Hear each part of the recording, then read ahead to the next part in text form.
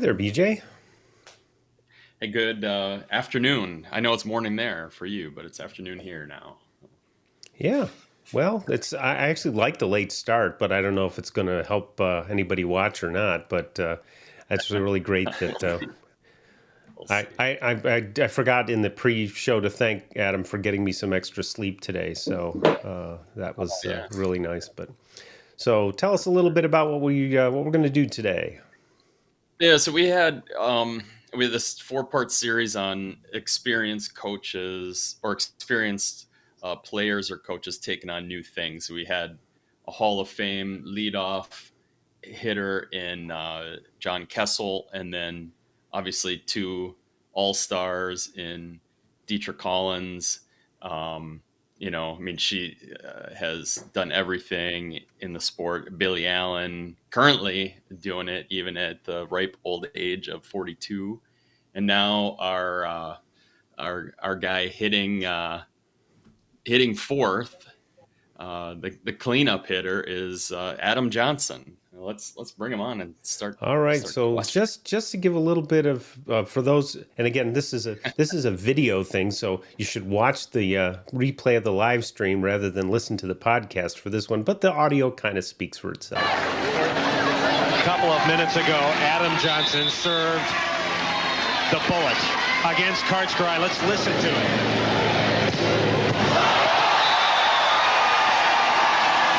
Unbelievable. I think we missed your audio, Steve. We're not hearing the audio.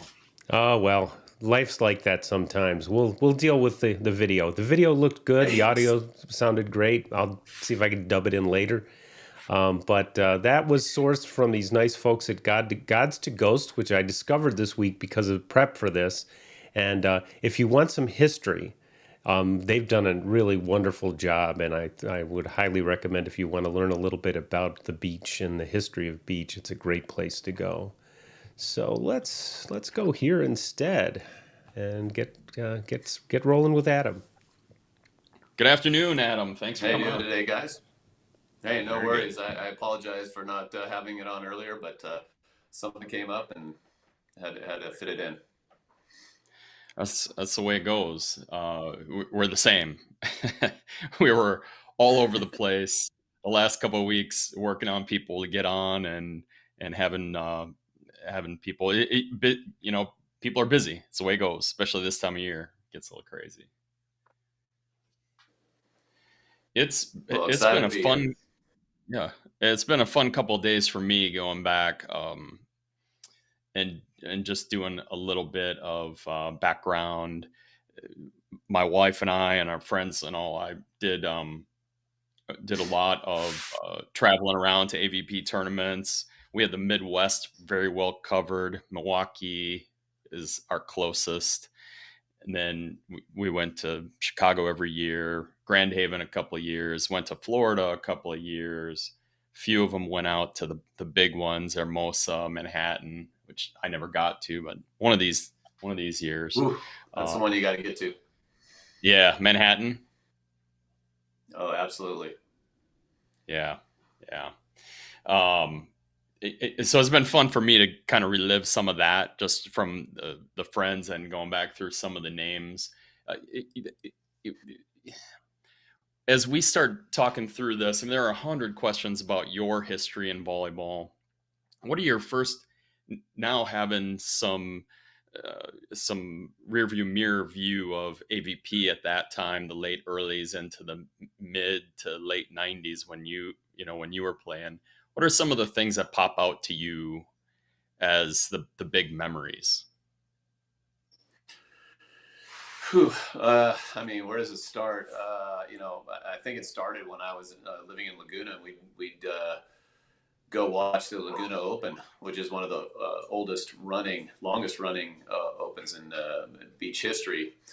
We get down there about 4 in the morning and stake out our claim on the sand. And those days they weren't selling tickets, and weren't able to have our seats all ready for us. But those were some of the fun days, and just the atmosphere of that was the early '80s all the way through the '80s and the '90s. Was pretty much the same, where it was just this electric feeling of being on the beach with uh, uh, all these unbelievable athletes and all these fans, that really made the sport big. And that's the thing that I remember the most, just the excitement and seeing the stands being filled with, I don't know, I've heard different numbers, but let's just say 10,000 people.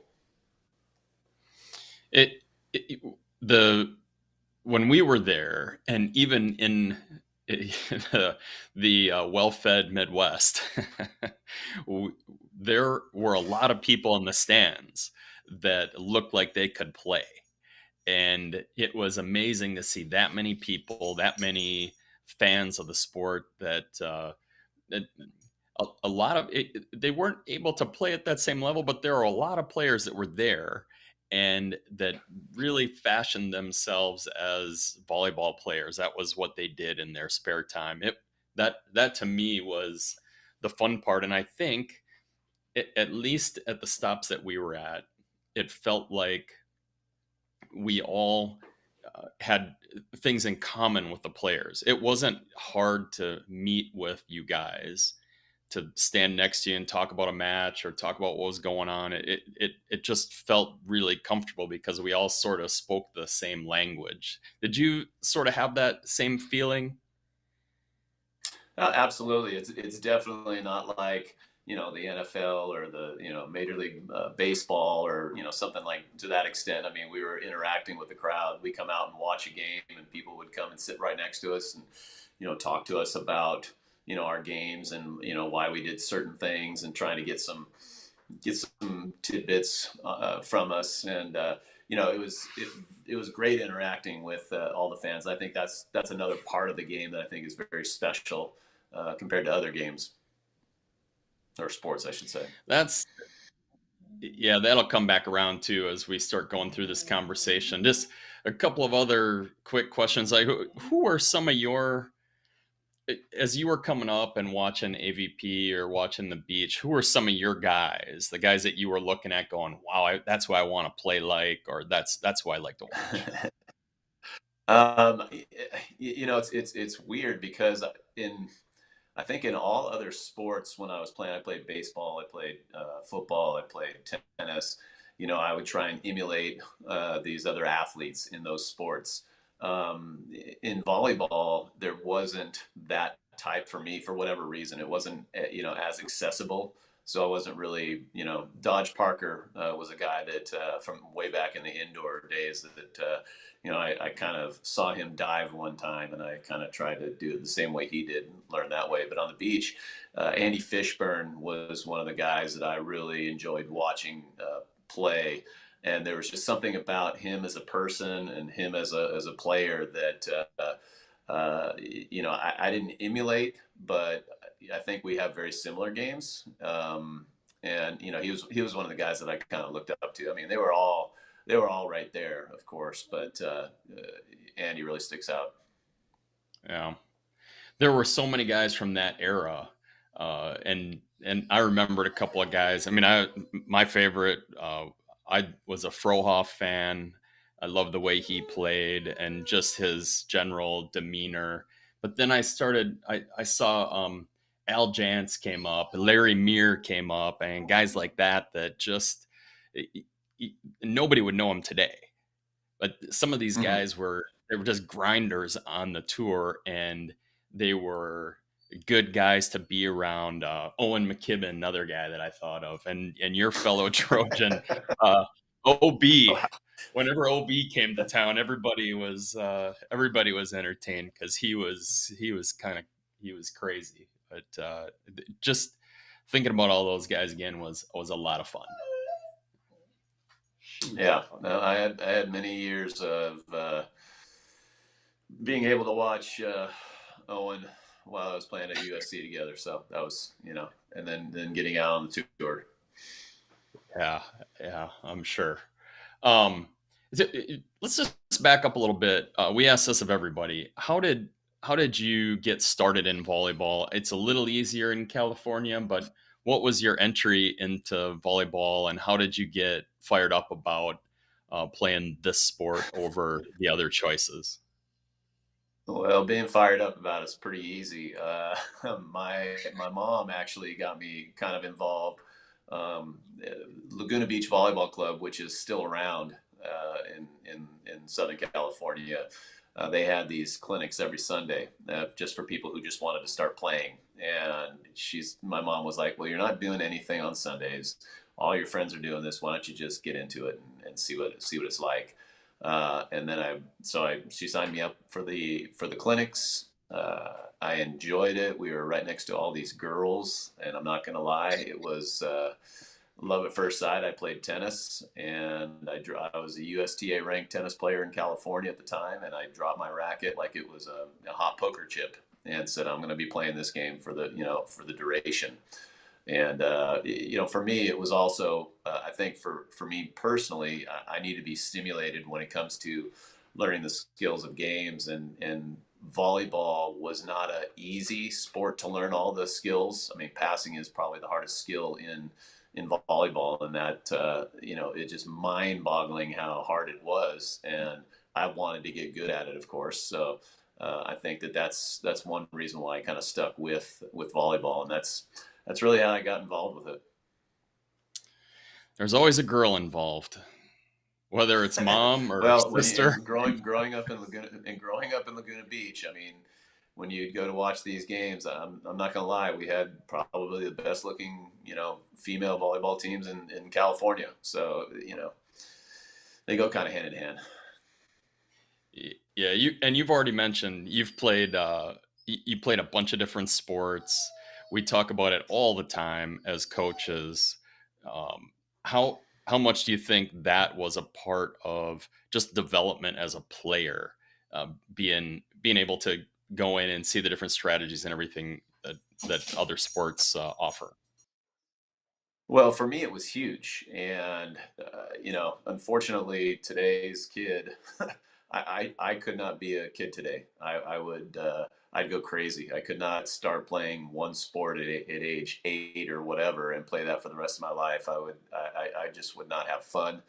I see some of the kids in my program who have not played in high school but just play club, and they come back into club season after high school season having not played, and within a week or two are already ahead of the people who have been playing year round. And this is just an example from a volleyball perspective, but I think there's just this burnout thing. I just couldn't do it. I mean, I was having thoughts after 2 years of playing on the AVP tour of, do I want to continue to do this? Because it wasn't so much a grind. It was just the same thing day in and day out, week in and week out. I mean, it was almost like you had no idea. You could be playing at Bradford Beach, but then the next weekend you're at Muskegon thinking you're at Bradford. And so from that standpoint, my dad was a corporate headhunter at the time and said, "Hey, I can get you a job. Don't worry." And I was like, "Well, do I want a three-piece suit or do I want to wear a swimsuit?" So I found a way to enjoy it, and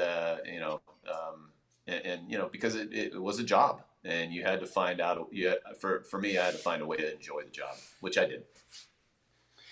Yeah, I looked back at just through the beach volleyball database, the 95, 96 years, you played in 13 finals both of those years. And I mean, as a weekend player, I got tired after 2, 3, 4 days of it. The guys that go to the Open Nationals, you get tired. On day 3, it's a grind. You were doing it week in, week out, and at the top level, it has to get. I could forgive somebody for mistaking Michigan for Wisconsin for Chicago, wherever, what you guys were doing. It just had to have been a grind. It was a grind, and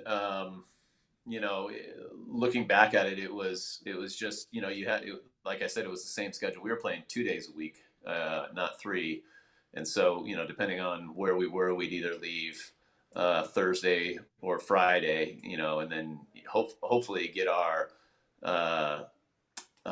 flight back Sunday night, so we can kind of do the same thing over and over again. So it turned out to be a grind a little bit.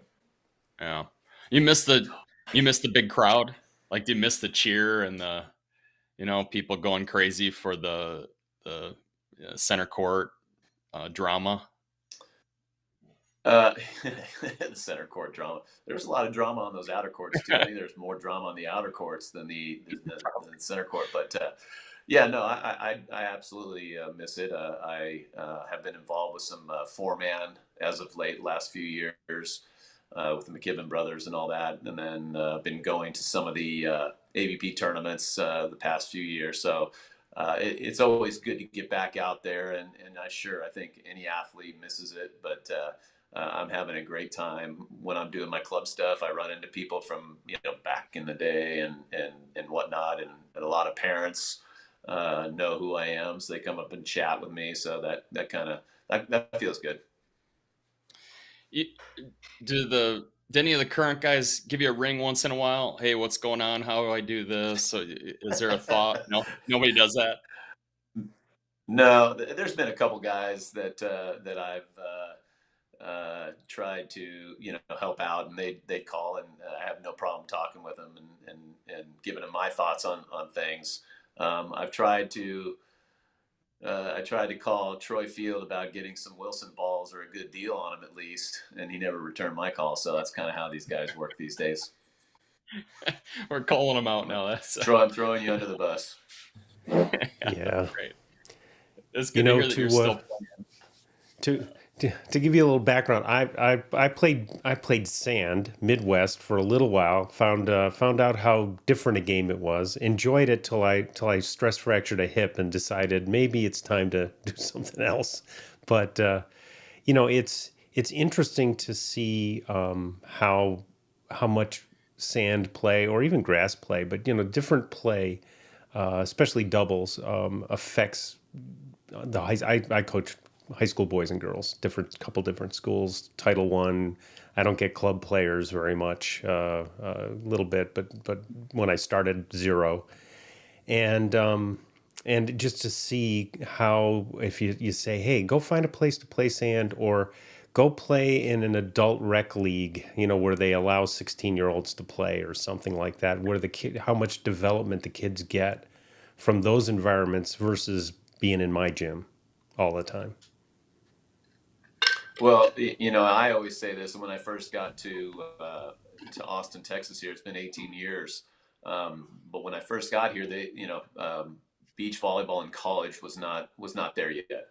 And I was doing my summer beach programs. And of course, all the people around were like, "Oh, he's just trying to keep his name out there, blah, blah, blah." And I'm like, no, I'm actually trying to make these kids better. Because growing up in Laguna Beach, I didn't play beach volleyball, not even like for fun, and I just played indoors. I might have played in like maybe 4 or 5 B or double B tournaments before I was 18, but after that, I didn't play in anything. And then when I was on the national team in 88 and 89, I played in, I think it was 5 or 6 tournaments each year. But after having my first full season on the tour, which was 1990, and then we had this indoor thing called Team Cup Volleyball. I don't know if you guys remember that, but it was at the Fabulous Forum, and we didn't practice for that, but it was bringing all the national team guys and all the big name beach guys together and playing indoors. The game changed so dramatically for me that I often wonder, had I started playing when I was 12 or 13 or 14 at the beach in Laguna, would I have been a better player than I was? And I tend to think I would have been, but we'll never know. And I try and tell people that all the time. And, even to this day, I don't understand why the college indoor players don't play beach. I know that, from what I hear, the indoor coaches are just like, I just want to keep my kid indoors.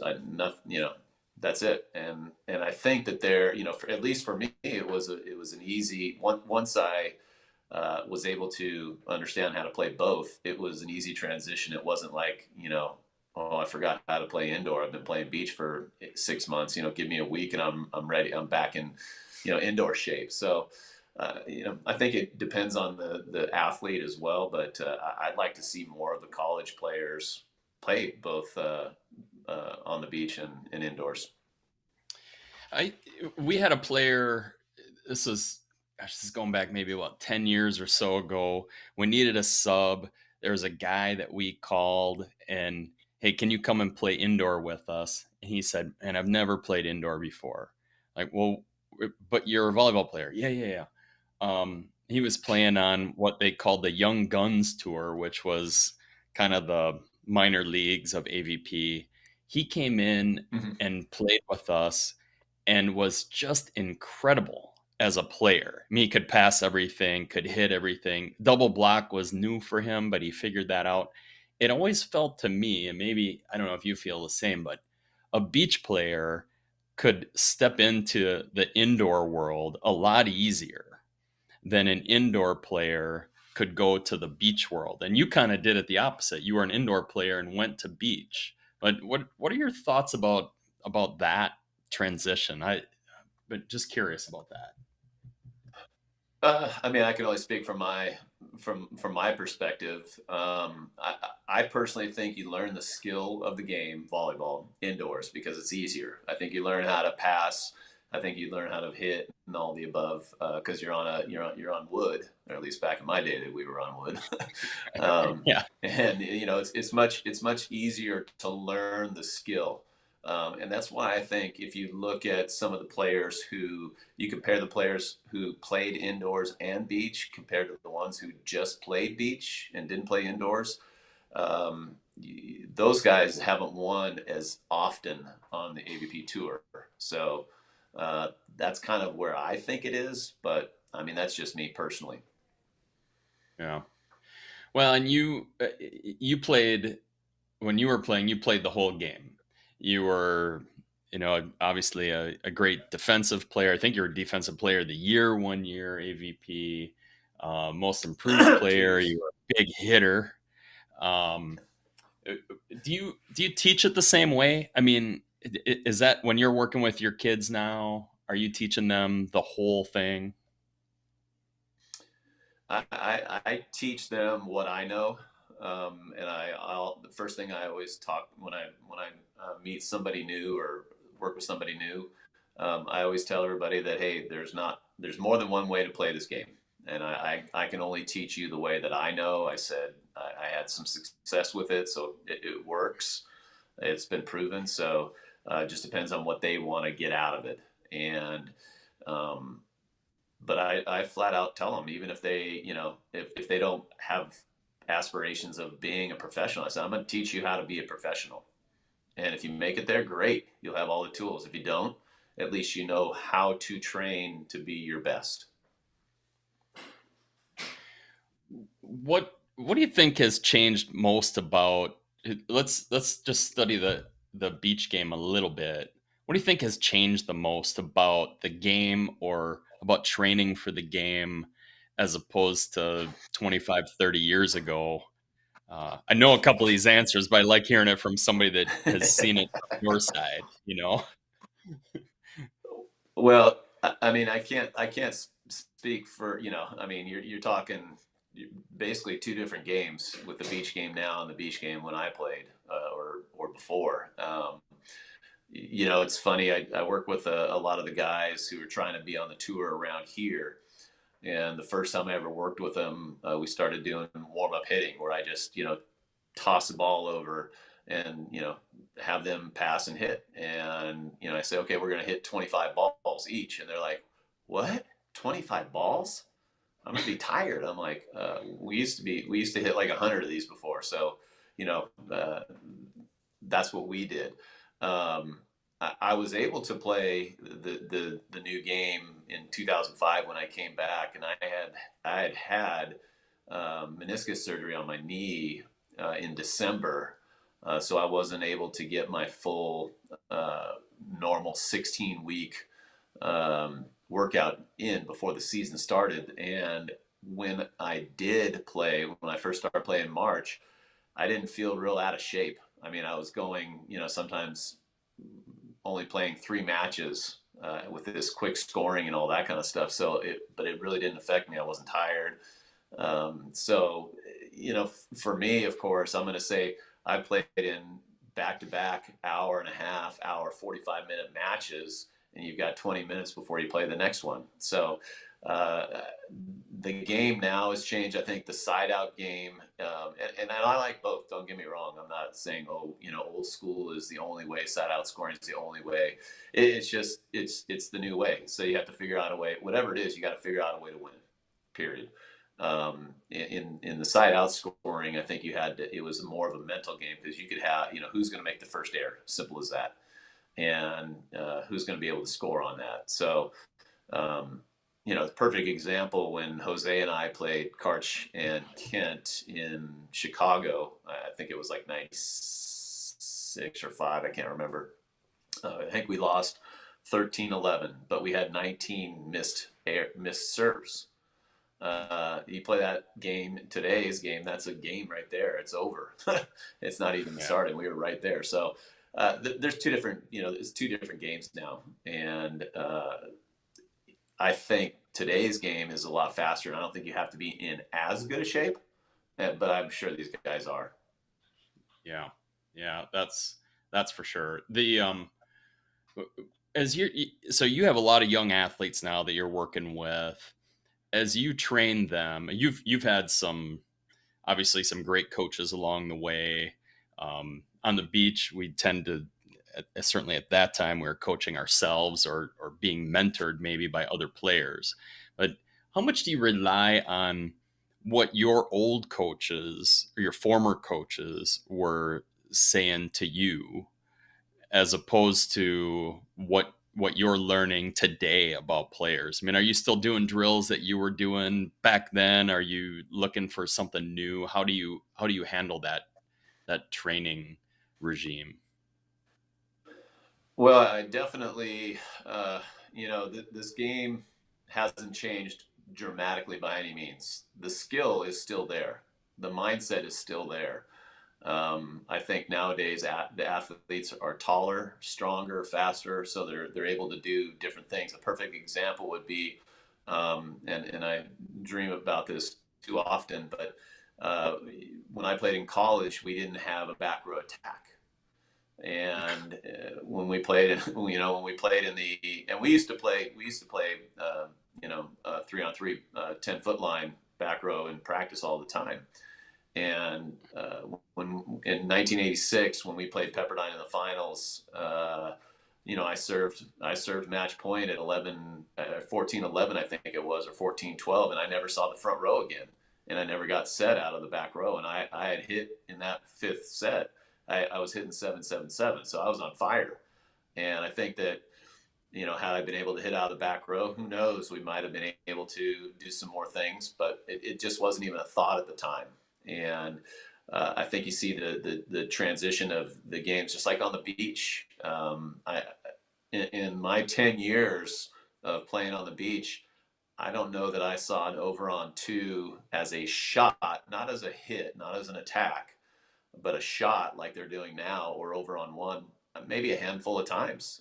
Randy and Brent tried to set back over their head on a couple times, but I think we were trained to see that. At least I know we were in Laguna, that if that hit the ground, you're doing sprints, and so that really didn't go down against us. And even when I played with, I worked with this group of 5 girls that all played D1 at either FSU, ASU, UCLA, or UT, and I happened to be playing.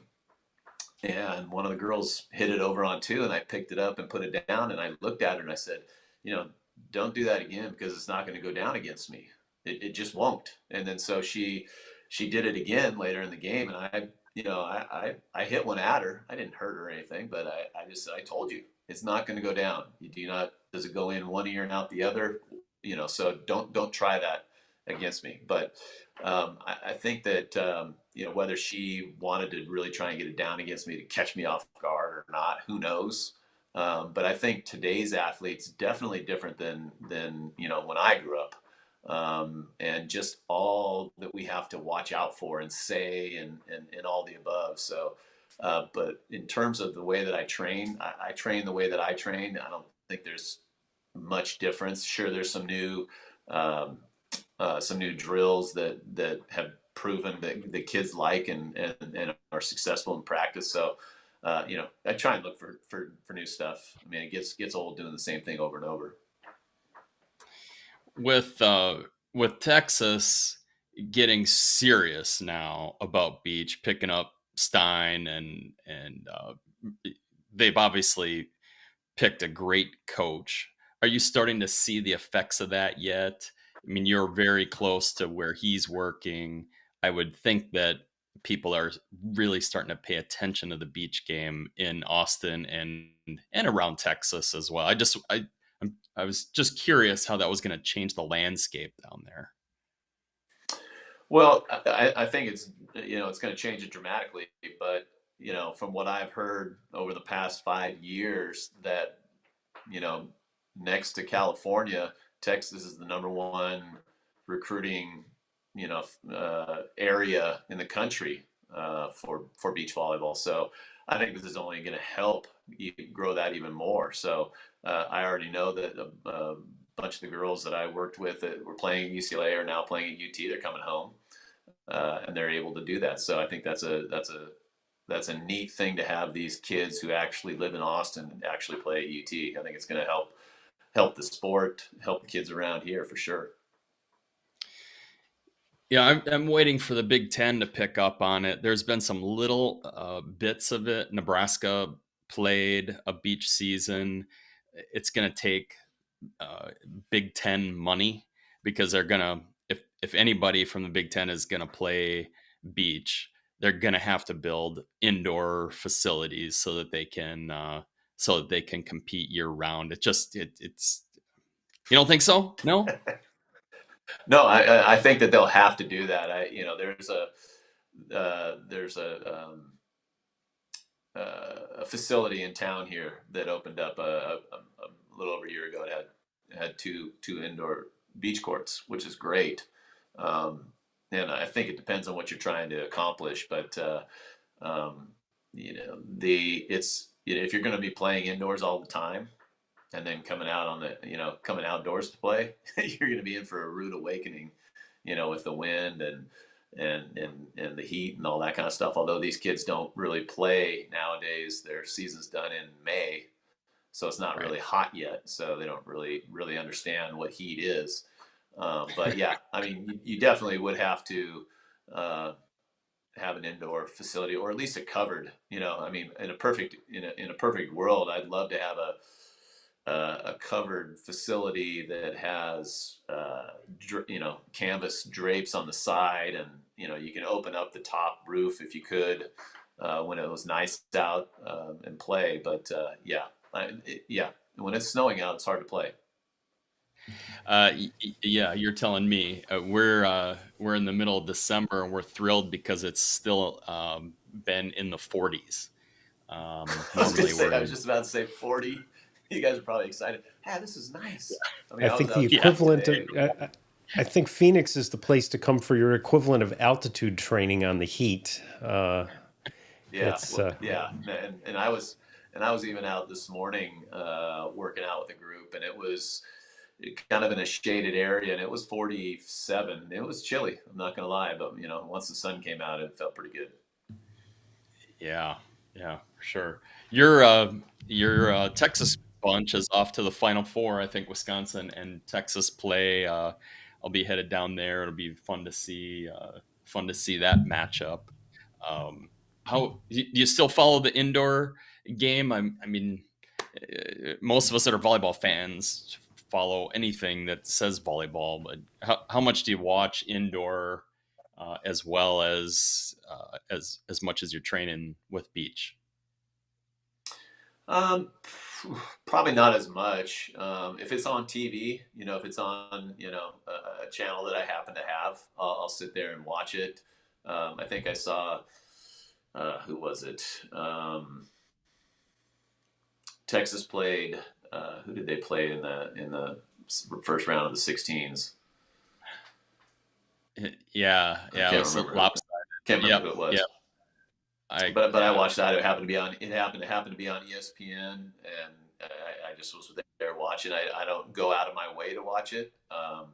I couldn't tell you. There's I do some color with some of the stations around here for other, like SMU or I did a bunch for USF the last couple of years. So I get to learn the kids. Courtney Thompson, or it's not Courtney Thompson. Who's that big girl? See, I'm spacing on her name. She's been out of for 2 years. She's on the national team now. Yeah, Well, it's hard for me to skip it. No, if it's on.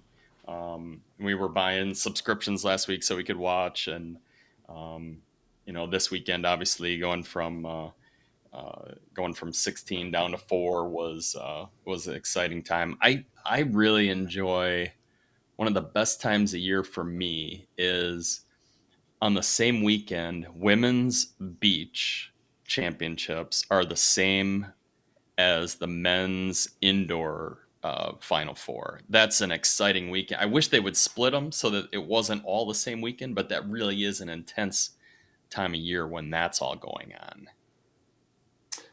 Yeah, and I don't know. I can't remember where the boys is. Do you know where the men's Final Four is this year? Is it at UCLA? I don't know, but I would assume it would be out west because I think it was George Mason last year. Okay. So I got because I know there. I got elected into the Southern California Hall of Fame, Indoor Hall of Fame, and the May 5th they're having the ceremony, and I believe they said something's going on out there during that time. So I think they're kind of having it at the same time. Yeah, that's cool. That'll be a fun weekend for you if you can get out there. How about your alma mater about to join the Big Ten? Oh, I thought you were talking about the volleyball team. Sorry. No. Yeah. What's that? No. I haven't been real thrilled. None of us alumni have been real thrilled with our men's volleyball program in the last probably 8 years, 9 years, whatever. But that's a whole another story. But it's going to be interesting. Each year, I'm one of those guys. I'd rather be ranked, higher at the beginning, meaning lower, I should say, and then build my way up to 1 or 2 or 3 or whatever it is, rather than start at 1 or 2 and then making your way down the ladder, which it seems like with USC that's happened in the past, and they just can't get out of it, and it's always the preseason hype. Oh, they're number 8, whatever, and then all of a sudden I don't even know what they're ranked now, 20 something. I mean, I don't even know if they're ranked, but it should be interesting. That's and then of course now that you have the NIL, you have all these players that can stick around for a while, and if some alum really want to watch these guys another year, here's some money for you, kind of thing. So it's definitely the NIL has definitely put a unique spin on college sport, and but it'll be interesting to see what they do in the Big Ten. With NIL, I think I'm generally not a fan. I think the rich are getting richer. You have the big programs, and obviously I'm a Wisconsin guy, so Wisconsin has everything that they need to be good with NIL. Texas the same. A lot of the California schools, but when you look at sports like men's volleyball with 4.5 scholarships, I think NIL can really help men's volleyball because you can get that little bit of influx of money to some places. Maybe there are some places that can help support a team rather than losing teams. I don't know. I go back and forth with the whole NIL thing. It's tough. Can you imagine if you were there, what kind of money you might have been making? Well, and it kind of goes this way where when I first came out on the tour, and I was fortunate enough to make the first, I think it was 3 live telecasts that NBC had, and a lot of the older guys were a little bit jealous from that, because I went from being known as, not being known at all to, oh, you're that guy with the blonde hair, and in a very short period of time. And I think it's kind of the same now with social media. I mean, you've got a lot of, I don't want to say lower tier players, but lower ranked players on the tour who are very out there in the social media, and it's almost like they're the best players when they're not even close. And I don't have anything against that. I think that's great. The NIL thing. I think if you put a cap on what these guys could get, that's my only thing, because I wouldn't. If I was making $4 million my freshman year of college, I don't know. That would be a tough one. I think your hair would have really had its own. I mean, you have to have a really strong support system around you, because I can only imagine. I think your hair would have had its own Instagram account. And it's funny, all these kids, like when my kids would go play indoors or something, and a coach will come up and say, do you guys really know who your coach is? They're like, yeah, it's Coach Adam, no, it's like no big deal. But they always say, like, well, what happened to your hair? How come it's not white anymore? I'm like, well, that was a long time ago. It's old age and all the above. So yeah. That's an interesting. I'm an indoor guy, and mostly at the grassroots level. That's kind of a lot of what we talk about on here. And I think somewhere, I don't know, in preparing for today, I saw a comment, or you were talking a little bit about some of the missing kind of basics that you start to see in players that you'd like to see more of. And what are some of those things that coaches like me should be putting more emphasis on from your perspective? I think the thing that I've noticed the most, I think this, especially from the girls' perspective of indoors, and that's mainly what I have done. I haven't really paid attention to boys indoors at all, but the girls,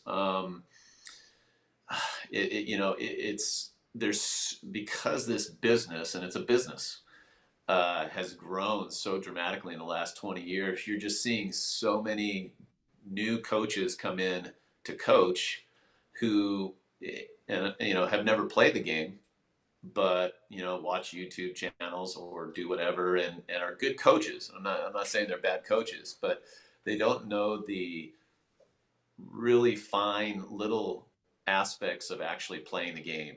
And it all comes down to all those little things on the court. And that's one thing, everybody asks me, would you rather play beach or indoor? And obviously I'd rather play outdoor, just because of the surface and all. But the indoor game I love the indoor game, because so much has to go right for it to work, that when it does work, it's a pretty amazing feeling, of accomplishment, because that's a team. You got six people, or a team is 12 or whatever, and for all that to be working, I think is pretty impressive. So I enjoy. It's a faster game also, which I like. But I think all just the basic skills, the learning how to pass, learning how to set. I mean, the sad thing that bothers me is you see a 12-year-old kid who might be 5, 6, or 7, or 8 at her age, and okay, you're the middle blocker.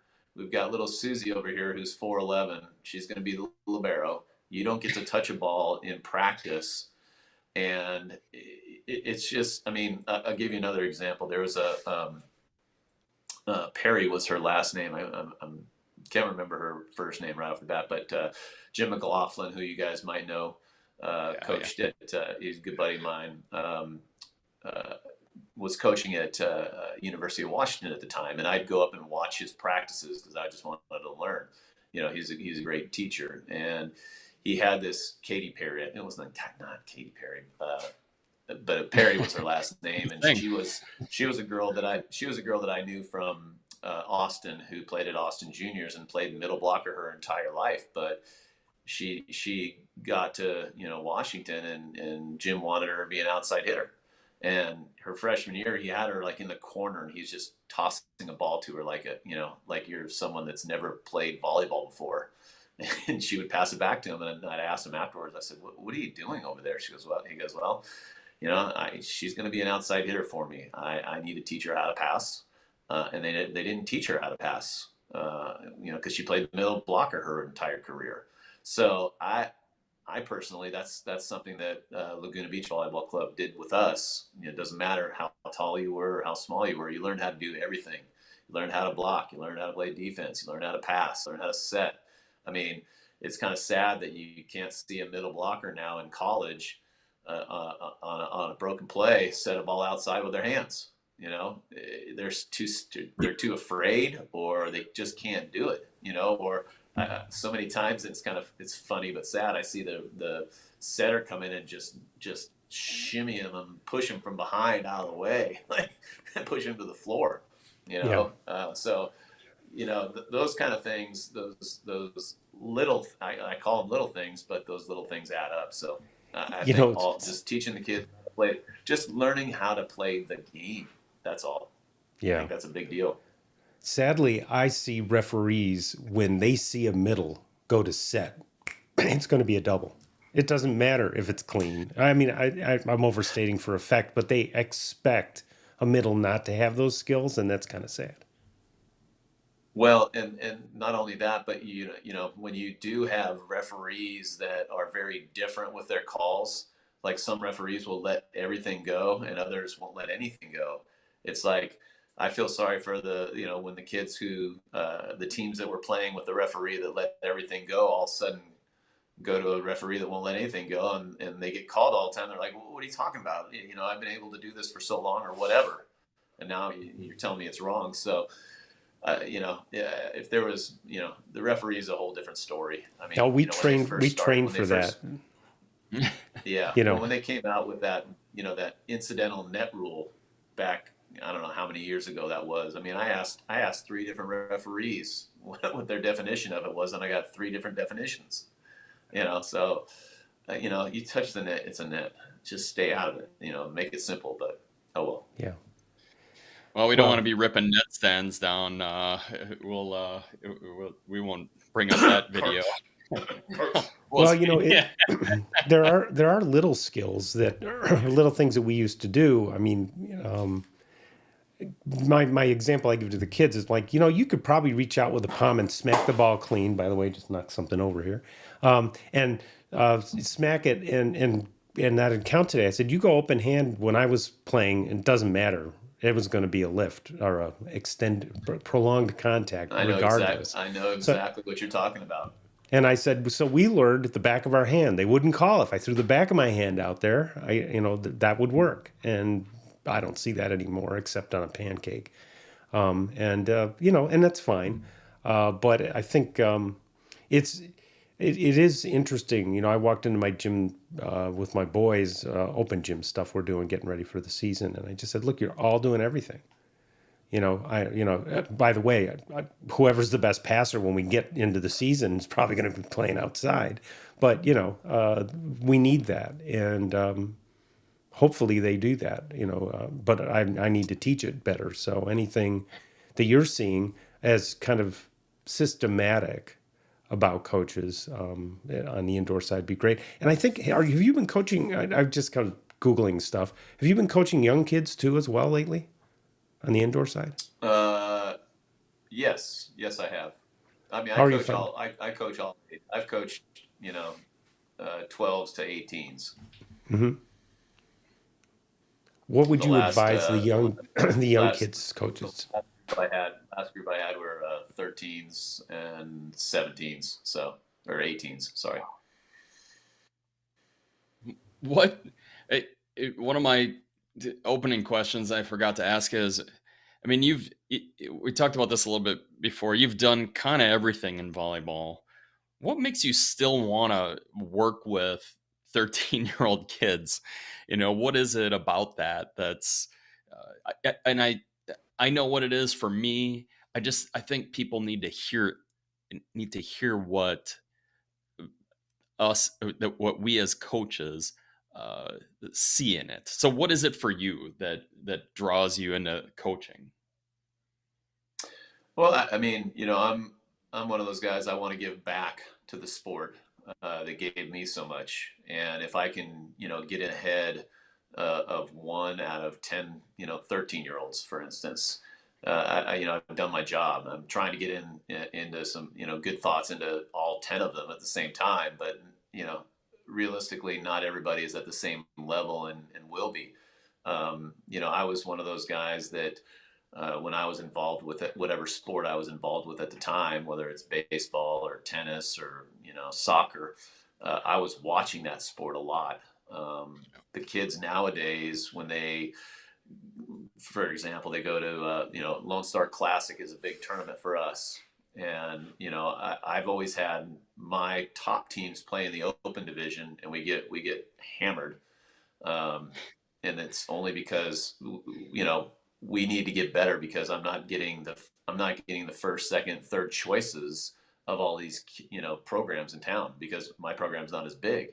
But my kids are going to some top colleges to play because we're playing in the open division, and they happen to be seen by some of the coaches, and they're getting better because they're playing against better players. And it's kind of fun to see that. But I've only had a few girls that, maybe like youngsters, 13 or 14, that would go watch the open play.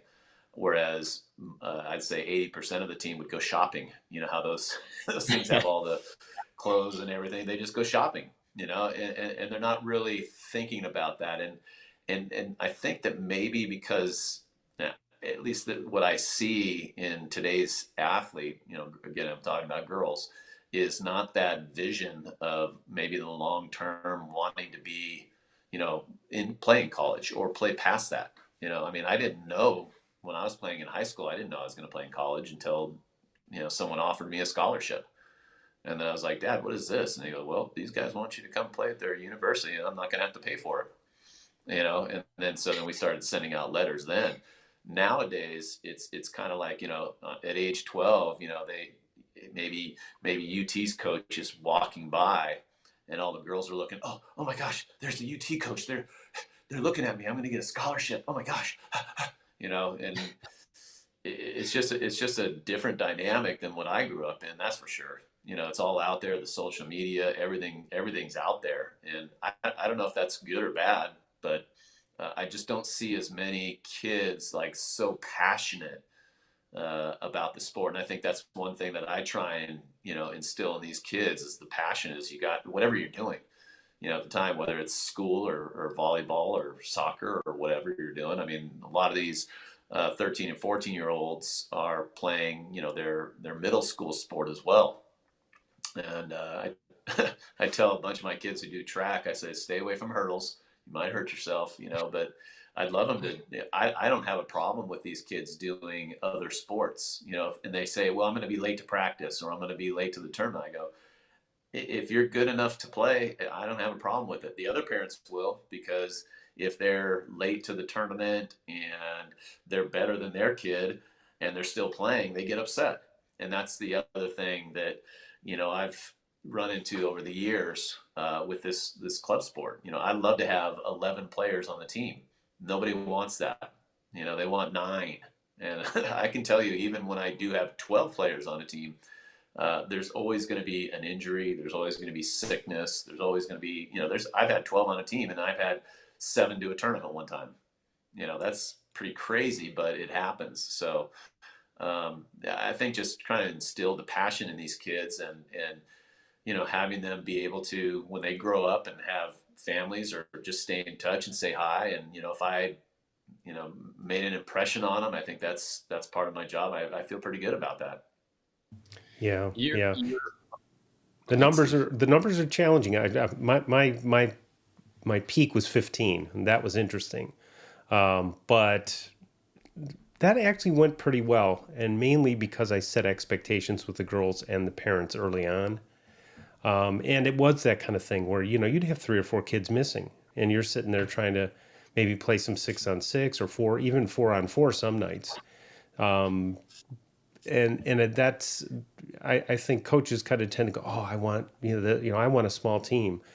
If you have a small team of very dedicated players, I get that. But when I started coaching, you found that more often. I think today you're right. There's so many distractions and so many other things they want to do, and that's good. I mean, if it gives them other paths to look at in their life, and volleyball's a part of it. Well, if they can't make a practice or they've got an extracurricular or they're in another sport, even, it's helpful to have that open mind. At least I find it's worked for me better to keep an open mind and just go, okay, let's see what you can do in the gym, and let's make sure everybody gets some recognition and has good, has clear expectations and roles up front. Yeah, and it all comes down to communication, especially with the parents. And that's one thing that what I did with my parents right from the get go, because when we did play in the open division, we always played in AAUs. We always played in the open. Our top teams always played in the open division. Like I said, when we go up to Lone Star Classic, we play in the open division, and it's hard, especially in today's day and age, to go to an open tournament like AAUs and go 1-10. That's tough. But that was my first team that I ever coached here. It was my 16th team. We went there. We were 1-10. Now 5 of those matches, or 6 of them, went 3 to some really good teams. So it was tough, and we didn't get blown out. We never got blown out. It wasn't like we lost, 25-5, 25-7. So, but being able to communicate that to the parents, it's not easy, but the more you do it, the more often you do it, and then you show them that these colleges are actually noticing them, and you're getting phone calls from them or emails or whatever. That helps, but it's a tough sell. Yeah, I had a parent come up to me and said, "Coach, you lied to us." I'm like, "I lied to you." He was, feigning anger at the end of the season, and he said, "You told us we would probably only win 30 or 40% of our games, and we won 50." Like, well, okay, great, we had a good year, and you guys worked really hard, but that expectation, parents, and the initial reaction might be a little negative, but it's like, look, we're going to get better, and that's what we're here for.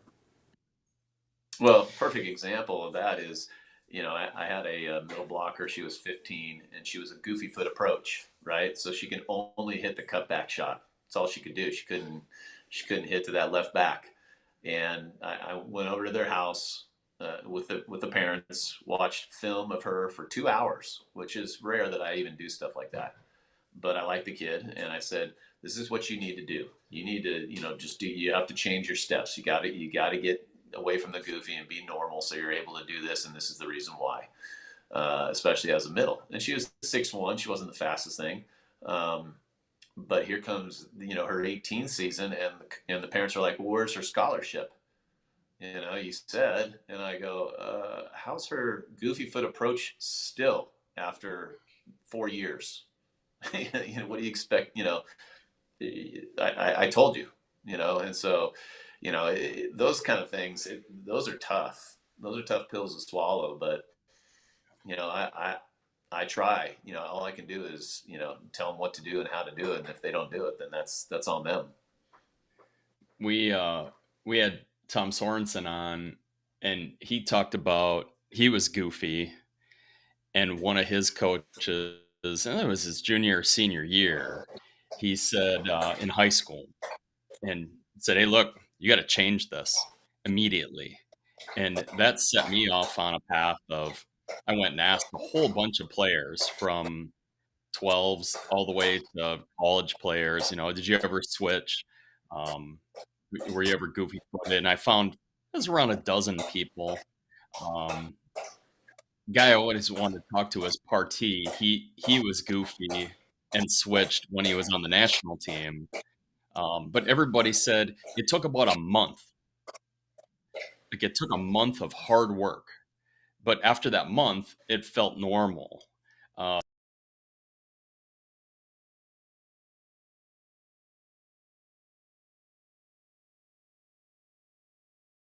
Skill for a month. Uh-oh, we lose Sorry, you? BJ, we Steve, we you got lost audio for just a second there. So can the we're good last two again? sentences, I think, will cover it. It doesn't matter. That's fine. Hey, just listening to you, we're at the hour, so last question. I was looking. Your coach at SC, that was Yoder. You had Bob Yoder as a coach. Is that Yes. right? Yes. He Uh-huh. just got a high school coaching job. I think it was 2 years ago. He's coaching both boys and girls. I mean, talk and just hearing you talk now about your passion for volleyball and looking at him doing that now. I mean, he's got to be in his 70s or 60, late 60s, Yeah, he's right? probably late 60s. I'd say late 60s. I don't know, but I'd say like late 60s. It- Yeah. it- I mean, people like that, they just love to coach. He's coaching men's at obviously one of the top programs in the country. You guys went to the Final Four how many times in a row? Won it, I think, maybe a year or two after you were there. The next Yeah. year. The next year. Yeah. How was we it? went we went 3 years in a 88. row, and then the fourth year they won. They Uh, got rid of all but they got rid of all the riffraff, and then they won. but there's a guy who just loves it. I mean, he was coaching at the top level. Now he's coaching a high school, and he's coaching because he absolutely loves doing it. It's the same. I hear the same thing coming out of your conversation now. It's really pretty cool to hear. Well, it's fun, and just a quick story about the goofy foot approach. I was goofy foot when I first started. Really? And the coach said, you're not gonna play until you fix it. And I was like, what are you talking about? I've never sat on the bench any sport up to this time, right? And so, I'm walking down the, middle school hallway, going right, left, right, left. People are looking at me like, what are you doing? I go, I don't want to not play. So, but yeah, it took me about 6 weeks. I tell that story all the time. And, it doesn't affect the player as much on the beach, being goofy foot. I mean, you look at Karch, you look at Delhauser, you look at Jose Loyola. I mean, it's a different approach than indoors, and there might be a few high level players indoors that are goofy, but not many. And it's just a lot tougher. But you tell a kid today to their parents in club, hey, your daughter, she's not going to play until she fixes this. And they're going to be like, what are you talking about? I'm paying my $6,000. She's playing. What are you talking about? So yeah, it's definitely, my parents, they're like, hey, whatever the coach says, and they didn't care. Yeah, the "I paid good money" phrase comes up a lot. Yeah. Absolutely. Wait, Steve, we're a little bit beyond our hour here, so we got to run it out. But Adam, thank you very much for coming on. It was great to hear your insights. Good to hear that a high-level player has his head on straight about training the next generation of players. So thank you very much. And Steve, it's on you. Yeah, thanks very much, Adam. I appreciated all the conversation, especially about the coaching, but also the history of the game and beach being BJ's love. It's always nice to let him get into his beach questions, because I know he'll want to do that again in the not too distant future. So thanks for being with us today. Well, thanks for having me. It was fun. I enjoyed it. Call me anytime. Yeah.